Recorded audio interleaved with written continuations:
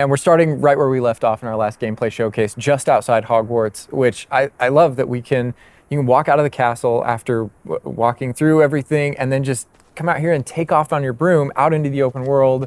And Alan, I know that's something that you particularly like about Hogwarts Legacy too. Yeah, I'm a big fan of just being able to hop on the broom and go anywhere. There's something about kind of like the sensation of everything being open to you, and just I love the proximity that I can get to things. I love flying close to the ground, and I kind of wanted to talk about it just because I feel like the brooms are fun for me, not just because of all those feelings of exhilaration, but because they're not just I have a broom and it's done.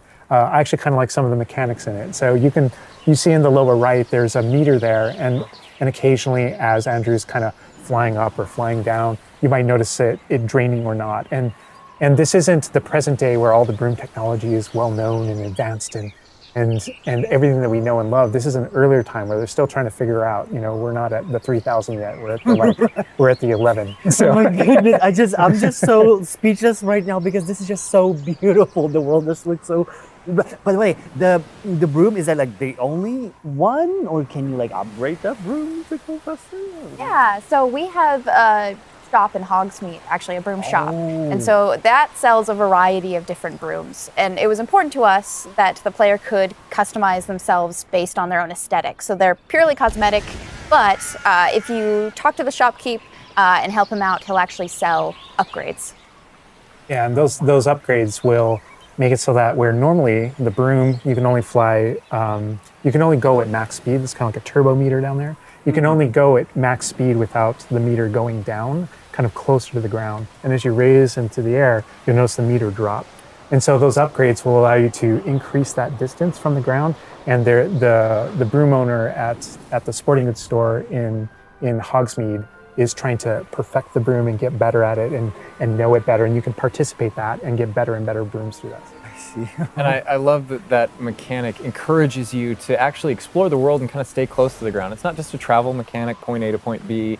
You're not just flying high over everything, although it is beautiful, something I really love doing, but as well, there's lots to explore on the ground, and so kind of keeping you down at the ground level. And to me, it feels like it's got this kind of surfing vibe over the. Oh my god! Like I'm just like I want to snatch the controller from Andrew right now because I want to go to the mountaintop and go into that forest and to that hamlet, or I don't know if that's how it's called. I think that's what it is. No, it's awesome.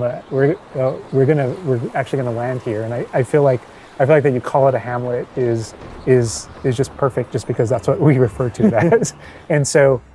We all know from lore that Hogsmeade is the only all-wizarding village within Britain, but we wanted other opportunities to kind of meet other characters out here and to kind of populate the landscape, so it's not just kind of, barren as you leave out this direction and that direction. And so we just imagine these different dwellings, these different smaller locations that wizards might live in out in the Scottish Highlands. And so it's those. And so we refer to those as hamlets, and they're opportunities to learn those wizard stories, how those different locations have kind of like learned to live, what their relationships are with characters at Hogsmeade and Hogwarts. And so they're both quest opportunities out here and a chance to kind of get to know more of the area, even beyond Hogwarts and Hogsmeade that we've already experienced. And you'll also notice on the mini-map, like lots of little icons, and each one of those represent gameplay in the hamlets that you can participate in, whether it's a vendor or different puzzles and challenges or different secrets that exist. Each one of those icons are different opportunities for gameplay. And you'll notice that same thing as we venture out into the open world as well. So when you go out into the open world and you see those icons, whether they're on the mini-map or on your map or off in the distance, those things are opportunities to say, like, I want to increase my inventory capacity. They're puzzles left behind by old wizards, that you can solve that actually grant you those. If you see ruins off in the distance and you visit them, you might find opportunities to actually expand and learn about your ancient magic. And as you kind of encounter different enemies dotted on the landscape, sometimes those characters, poachers or dark wizards, might be hoarding different magical resources that are valuable to you as you're playing the game. So each one has kind of like a way to connect to our gameplay loops and provide different opportunities that just kind of reward you for poking around. I mean, I ran away when I want to just cover all of those points on the map, just by going over there. Well, we've flown on a broom already, but there is something that we haven't done so far, and that is getting on our flying mount. We're gonna hop on our Onyx Hippogriff here. The Onyx Hippogriff is our pre-order bonus. Oh my god, there he just like pops out of the the back. Oh wait, you can use it as a horsey? I mean, a horse. I mean, that is a horse. Yeah, as a hippogriff, you can totally ride it like a ground mount, and you can lift off into the air. And we tried to make sure that each of those interactions, so the broom's really good at reaching that top speed, at kind of traveling the world as quickly as possible. But sometimes it's really nice to get on the hippogriff because of that ground speed or those transitions. And sometimes it just feels amazing just to be riding around on a hippogriff. Look at it. Yeah, it really is kind of like, I don't know, it's a great feeling being on it. And it's a great feeling managing those transitions, kind of going from run to fly and just being able to go wherever you want. And we tried to make sure that each one of these things that you can interact with have a unique identity and a reason for being. And oh my god, like I see like different like areas, like a swampy area. By the way, can you go to like entire map anywhere you go? Or there are regions that are like locked from you? Yeah, or, as soon as you, there's kind of a moment where the world kind of opens up to you outside of Hogwarts as a student, and right from that moment, early on in the game, you can go wherever you want. And so you might find more difficult challenges in different areas, and you'll see different spots as Andrew's moving around, like you mentioned, the swamp. But there, we have got like a coast, and we've got different types of environments out in the world just to kind of pepper your experience, reward you for exploring, keep things fresh. All those things exist as we're moving around. So cool. And I love that windmill. It's like so rustic. Like I keep forgetting that this is like 1800s. The Wizarding World we've never really seen before. Like it feels so authentic. Like it's part of it. Yeah, I love this vista too, and I'm gonna have Andrew stop here. We're gonna use a bit of dev magic to change the seasons. Actually, I want you to see what this world looks like covered in snow. Yes, yes, please. I love snow. Oh my goodness, this is so pretty. Okay, it looks so realistic. Oh my god, it changes the landscape like completely. Oh my god, does it have like actual like gameplay impact, like impact on the gameplay, or does it like it's just the weather of Scotland? Yeah, we really use it as a narrative marker through the game. So as you're progressing through your main storyline, it was important for us to kind of like have those moments that kind of felt like when you're reading the books or watching the movies where, you know, you'll see kind of like the title card winter and now the landscape has changed and you're really feeling that passage of time while you're a student, you know, going through your year at Hogwarts. And I think we wanted to duplicate that. And for me, it's really fun that it's not just on the outside, which I agree, I think it looked really beautiful, but within the school as well. So there are moments like when it reaches certain holidays or things like that, where Hogsmeade reacts to holidays and the school reacts to holidays, and you see the decorations around those environments change. That really helped just kind of make me feel like I'm there. Right. Yeah. And it's not just you know, for the seasons, those kind of vibe things. Like we have a day-night cycle, and that day-night cycle, even though similarly, like it's largely about vibe, when you go into Hogsmeade in the evening, there's less characters there. Around the school, you'll notice it kind of dies down and quiets down just when there's candlelight and students kind of like as you're walking through the halls. But in that day-night cycle is where we've kind of placed a few items where, you know, whether or not you can collect them or whether or not you can interact with them that are a little bit restricted by the day-night cycle. And I love Andrew's flying up here, really high up on the hippogriff. And we're just looking at this view of Hogwarts in the distance. It's just absolutely beautiful. It's part of what I love most about flying around in this game, whether it's on a hippogriff or on the broom. No, I mean, you talk about going anywhere and things that you can see in the distance, and that's one of my, I still can't get over, like, no matter, I played this so much, but I still can't get over the fact that I can see Hogwarts out there, and there's just something beautiful about knowing that all of the things inside of it, the classrooms, the students, the professors, all the places I can go, I can just fly my hippogriff, land in the courtyard, enter the front doors, and just walk, you know, to the library, to class, or to greenhouse, or to my common room, that it's all contiguous and just kind of like one space is still exciting to me after all this time. mean, I'm just I'm speechless right now. It's just absolutely beautiful. It's just, oh my God. As much as we want to spend a lot more time out here just flying around, experiencing the world, I think, all right, Andrew's got us in the Forbidden Forest, which is where the Dark Arts Battle Arena is, which is part of the Deluxe and Digital Deluxe Edition. I love the way that the Dark Arts Battle Arena is actually part of the world. It's integrated into the world, so your experience is more immersive than just choosing an option from the main menu of the game or something like that. Reason to go to the Forbidden Forest. Exactly. There are many reasons to go to the Forbidden Forest, but he's also wearing the Dark Arts cosmetic set, and here he's pulling out the Thestral, which is part of that Dark Arts pack from the Deluxe and Digital Deluxe edition. So we're going full Dark Arts here. That's good. That's what I like doing.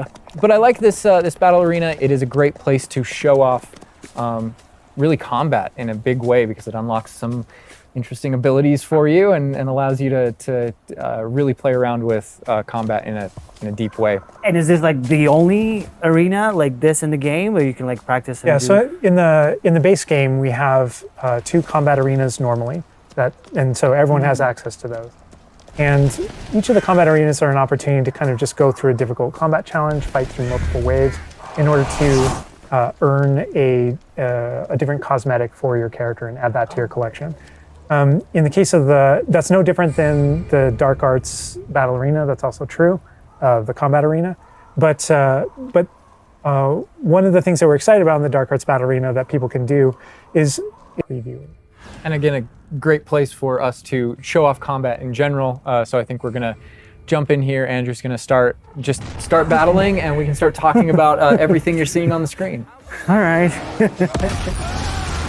Oh, they just about the cadavers right away. Oh my God. We're starting off strong. Oh my God. Was that Kujio? Oh my God. That's so cool. Yeah. So that you'll notice right away, like when we used Avada Kedavra, that guy's health bar went from instant to 0, and we really are trying to honor the way Avada Kedavra works in the game, even in some pretty extreme situations. You'll notice that like the meter takes up a lot longer to a little kind cooldown. of build up as a way to kind of deal with its extreme power, just so that it's still fun to use. And then there's some ways that we'll probably talk about to adjust that. But I don't know. I don't know if there are things on the screen that you just have questions about. Well, like I see like little blue things popping from the enemies. Also, before like that sign, well, it's like, so in the community we call it the ancient magic sign. I don't know if that's how it's called. In the game. So the community is astute. So on the development side and in player facing in the game, we reference that as your ancient magic meter. Oh, so it is ancient magic. That is, yeah. So as your abilities in the game keep growing and you become exposed to some of the secrets about your own kind of mystery and your own abilities, you start unlocking new powers. So one of those powers, you'll see the R1 button appearing throughout the game. That's an ancient magic throw, we call it, that allows you to kind of like draw an object to you and fling it at an enemy. But whenever you see the R1 or the L1 plus R1 appear over somebody's head, that's an ability to cast a very devastating and powerful ancient magic spell to do a ton of damage against the character. I see. And the way that manifests itself depends on the type of enemy that you're fighting. And you'll see a wide variety of enemies in here that are pressuring the player in different ways. You'll notice there's abilities that kind of bubble up under the player as he's fighting that force him to move. And there's different ways that we want the player to kind of move around on the battlefield. And that's actually a good link to the ancient magic meter in general. And the reason why I say that is because as you're doing different things in combat, you're protegoing and you're doing different abilities and you can kind of spec into it with your talents, there are different ways to get that meter to build faster and faster. But one of the most effective base ways to build up that meter fast, that way you can launch these devastating attacks whenever you want to, is to actually perform combos. So you see that combo appearing, and it's almost like your emotions are building up, and then basically that builds up enough that you can attack someone. But as the combo meter builds up, at some point you strike someone and a piece of their magic kind of falls out of them. You'll see the blue orbs in the game world, and there's something that only you can see in the narrative, in the world. And it's another reason to move around on the battlefield. If you can go up and collect those things and suck them in, they give big jumps to that ancient magic meter as we're playing. We're talking a lot about spells and magic here, but I think there's another huge component of combat, and that is the tools that you can bring to combat as well to kind of change the way you play. And I think Mackenzie knows a lot about what's going on with the plants and potions. And so the tools are really interesting because they're basically like a prior investment. So you can bring the potions and the plants that you grow in the Room of Requirement to combat to essentially kind of help you defeat enemies a lot quicker and more efficiently. So some of the tools that you'll see here are like the rock skin potion. So that is something that basically covers your skin in this like rocky material that reduces the incoming damage that you're receiving. So against big enemies, hard-hitting enemies like trolls, that's super helpful. Oh my god, he's just destroying. The troll just collapsed from one of the cadavers. Obviously, we have the Wiggenweld potion as well, which increases your health. And then we have the focus potion. So when Alan talks about having to balance Avada Kedavra with a long cooldown, because obviously it's an instant kill, one thing that you could do is brew a focus potion, and that will increase how quickly your cooldowns regain. Right. Oh my god. There's just so much like versatility, like in what the character is doing to the troll right now. Like he's just bouncing around the arena. He's like not. And the troll makes him move around too, looks like. And I love that our plants are violent. Yes, and so that's like when we were talking about the setup of the arena, you also have plants that you can fight with. And so we have things like the venomous tentacula that you can put down, and it acts like a turret, and it just kind of shoots enemies around the battlefield. That is so cool. This is like a truly like Hufflepuffian way to approach the battle. Yes. No, that was super important to us, that there were these like multiple ways. And so you can see there's a ton of different things that you can use. The mandrake is one, so you can pull it out and it stuns with its like piercing cry these enemies in a radius. And another thing I want to call out that we're seeing on the side of the screen here is these dueling feats, which I love because I love anything that prompts me to play a game in a different way, a unique way. I don't want to get stuck in my style, you know? And so this is a way to, if you want to get stuck in your style, go for it. If you just want to blast people with spells, go for it. But we also want to have some things over here that may make you use certain plants or certain potions or block more or... Yeah, we mentioned the field guide challenges in the prior stream. And the field guide challenges, this is the way that the field guide manifests like challenges for you to do in combat. And exactly to your point, we just wanted a way to encourage players to explore the different systems, to help them decide, to just kind of practice with them and explore what they want to do, because there really are so many different ways that you can push talents. When you see the green X's on characters, that's right. And that's kind of through your talents you can unlock this kind of cursing mechanic that sort of like links the fates of these different characters on the battlefield. That way, as you get as you're cursing different characters, they all begin sharing damage, and so. We have things like Avada Kedavra, which is the insta-kill, but if you curse everyone before you insta-kill this one guy, they can all drop dead for that kind of ultimate Voldemort fantasy. And so, oh my god, there are dark arts fantasies. There's fantasies about being more of a defense against the dark arts character, things like that misty step that you see occasionally being used on the battlefield. And we can also spec into our potions and plants to make them more powerful and more efficacious. So it's all about which type of player you feel like you are and whether or not you want to play with prep on the fly or with deliberation, and those are all different options. That is so cool because like it's like I see so much like going on the screen, just so much complexity, and I want to just try it myself, like which style works best. I mean, I feel like it's the dark arts is going to be the easiest route, but that ancient magic, to be honest, feels like much more powerful than just the dark arts. Yeah. To be fair. And speaking of plants and potions, we're going to be putting the dark arts away, put those unforgivable curses away, and heading to... Right, Andrew's got us in the room of requirement, wearing... We kind of went casual mode on the outfit here, wearing a nice jumper. And I think that's a good jumping off point for the personalization of the space as well. Not just your character and the visuals of your character, but actually this space is a place that you can make your own. Yeah, it was super important to us that this space really did feel like your reflection as a wizard. So you can change the architecture in here. What? Different themes throughout, starkly different themes, to really just hammer home that this is yours. Oh my god, what? This is beautiful. We never expected that to be. Oh my god. That's the thing, is not only can you change the architecture here, but you can actually conjure little objects into this space, as you can see. So There's like statues that you can do, and ornaments, and tables, and rugs, and just a bunch of little things that really flesh out the space and bring it to life. Oh my goodness, because like we had an idea that those places where you brew stuff, that's where you can change, but you can do all of this. Where do you even get this stuff? Like there's a furniture store? Yeah, so we call them conjurations. And the conjuration recipes can be purchased at Tomes and Scrolls in Hogsmeade. But also as you engage in different types of gameplay throughout the world, you'll be rewarded with different objects. That's so cool. And you change color? You can change the color, you can change the size of it, and you can place it basically anywhere. Oh my God, it's so tiny. It's like for baby Niffler.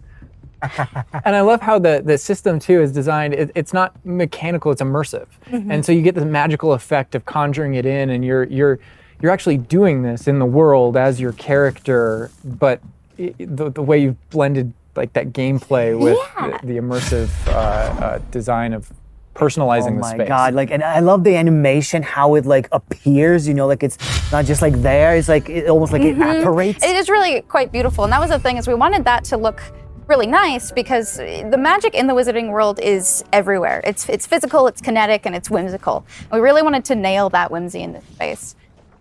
Another thing that I wanted to discuss is that not only can you like conjure things and you can change their look, but you can do that with the utility objects as well. So you can see that we have planting pots and potion stations, and you can change the look of those as well. And these are the areas where, as we had mentioned previously, you'll be growing your plants, you'll be brewing your potions. Right. So while you're also doing these like kind of nurturing based activities, this is also the space where you would bring your gear to be identified and gear to have like rates put on it, which I believe Alan can talk to. Oh. Yeah, we keep bringing up appearance and how it looks, and on a, like in the game you can look like anything you want to whenever you want to. But the player will be finding different types of gear, that we call it, as you progress through the game. And essentially, we just know that clothes and different items in the wizarding world can have different magical properties. And as you explore and as you adventure and as you defeat enemies, you're going to be finding different pieces of gear that have different abilities, and that can help you in your journey and are a major part of you kind of growing as a wizard and advancing as a wizard. Oh, and so there's a huge list. and not all the time, whenever you get a new piece of gear, you don't necessarily know exactly what it does.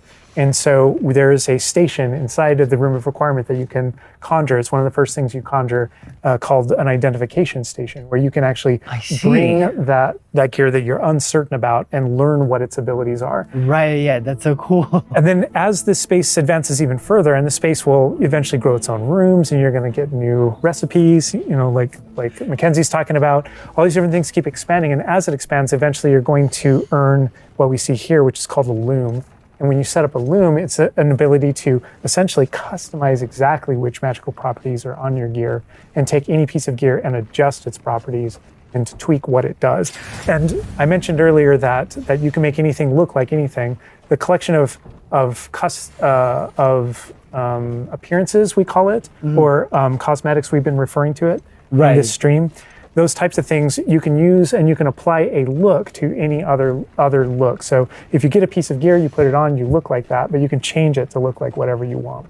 That's so cool. And like you can just put some ability to the sweater, but then you can just swap that ability. Yep, and appearances you can edit whenever you want in the gear screen. The loom is specifically about applying traits and applying larger upgrades that just kind of grant you greater statistical advantage, or give you really specific abilities that blend in nicely with where you're trying to go with your combat fantasy or talents and things like that. Interesting. I'm just seeing that they're just like pumpkin fur, mooncalf fur. Where does that come from? Yeah, and so you'll notice that the ingredients that are used to add traits and to upgrade your gear are based around beasts. So this is where we get into the beast care section, which is inside this vivarium. Kind of bigger space on the inside idea. And so you can see here we have a couple of beasts out. We have a graphorn and a mooncalf and a niffler and a kneasel as well. So quite a variety.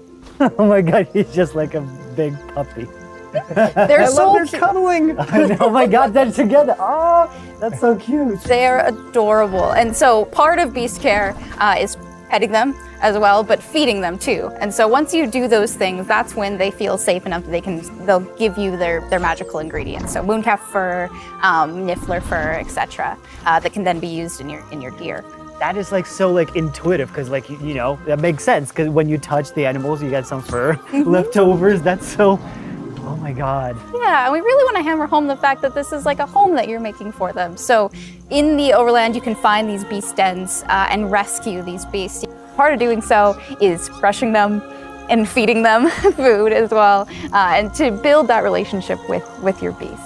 In addition to be able to care for beasts, you can actually conjure things in this space as well. The house, the cottage. Yeah, right. And so we have like a lot of little ornaments in this area, and a lot of them are purely cosmetic, but they look really cool. Again, it's the personalization of this space. Oh my goodness. No, this is like, I'm gonna spend 8 hours just designing this whole area to personalize. This is like cool. It's like you have this little play area, like a personalized fish tank, so to say, just for the creatures. I love it. Yeah, no, totally. And there's like a decoration aspect, but there's also, we were saying inside as well, is there's a utility aspect to it too. So as you progress in the game and you're able to purchase more conjurations, you're able to speed up your process. So one of them, for example, is the food processor, which allows for the beast in the space to automatically get feed, so you don't have to do it manually. And so you're really building the progression for yourself here. In addition, there's also a toy box where you can play with your beasts. You'll see here, yeah. So you can, there's a bunch of toys in it, and each beast has their own favorite toy. So as you can imagine, the mooncalf really likes the moon ball, or the Neasel, as like a little cat, really likes to chase the yarn ball as well. Right. And they're super cute. Oh my God. Watching them, it's so cute. And the big thing we really wanted to hammer home is that the world is a dangerous place. And so by going and rescuing these beasts and bringing them back here and caring for them, you're really helping them out. There's poachers in the overland who hunt these beasts for their material. So instead, you're caring for them. You're giving them a home. Right. Oh my God, this Raphorn is just gigantic. But he looks like my dog. He looks like my dog right now, for sure. You could actually name them as well. So like your dog. So getting back into that personalization, you know, yeah, we didn't want you to just like throw in, oh, here's a Graphorn in here. Like this can be named whatever Andrew's about to name them. Bruce. That's a good name. You know, we've created this really nice space, and you can get additional vivariums, correct? To different kind of aesthetics and looks to where you're keeping your beasts and caring for them. Progression is a big part of this space as well. So as you progress through the story, you will unlock more vivariums. So as you can see, this one's quite meadow themed, big, open, bright, but there's other ones, say like a swamp that you might encounter. And it's really a visual effect and more space for your beast. Oh, so it's like those, so when we're inside the room requirement, there's like on the left, there's that moon glow from one entrance and then some shrubbery going on in the right. Is that what you're talking about? Yep, that's exactly it. Ah, oh, you put trees in here too. Oh my goodness. And another thing with the beast care that I think is great, you know, tying back to this same kind of thing that you did with like the broom, where the broom is not just a method of travel, it's actually built in and integrated into the world. In the same way, like beast care isn't just this added element. You're not just throwing it on top. There's really this like narrative and integration to everything connects. So as you progress through the missions, you'll expand this space. As you earn resources, you'll go into Hogsmeade and use them to unlock the gameplay here and unlock new conjurations and different things to play around with. In the open world, it's in those different environments, like the different combat and conflicts and bandit camps and different things like that exist in the overland. Those things are what hold recipes that exist in the loom. So all these things have a way of connecting. Moonstone that you find out in the world is the resource that we use to conjure everything. That's found throughout the world. Forgeables are used for recipes. So really, everything's like a cycle and keeps you coming back. But even with the story that's being told too, I think people know who Poppy is and that she has a particular affinity for beasts. Yeah, I mean, I think everything we're seeing here, you're going to be venturing out into the world, and this is just kind of the tip of the iceberg, even of kind of like your interactions with beasts in that narrative. So, you bringing up Poppy, there are more kind of mysteries to discover and things to discover out in the world that have to do with her and that have to do with caring for beasts. And so different characters have their own stuff that just kind of make this all just kind of like the beginning of your journey. Well, we could spend hours in here, but we're gonna have to end the stream now. What do you think about what you've seen today? I mean, I'm just so blown away by how beautiful it looks. The open world seems so detailed, and there's so many things to do. And like the combat, we're gonna spend like 2 weeks or more just breaking it down by pieces. There's just so much to this world. Like, I'm so happy you guys did this overall gameplay. And that's just the tip of the iceberg. We've got more for you to discover and find on your own. Thank you so much for being here. Thank you for watching. Hogwarts Legacy is available for pre-order now. It releases February 10th with 72-hour early access for owners of the Collector's, Deluxe, and Digital Deluxe Edition. We're gonna wrap things up, but first we've got a little surprise for you. Bye.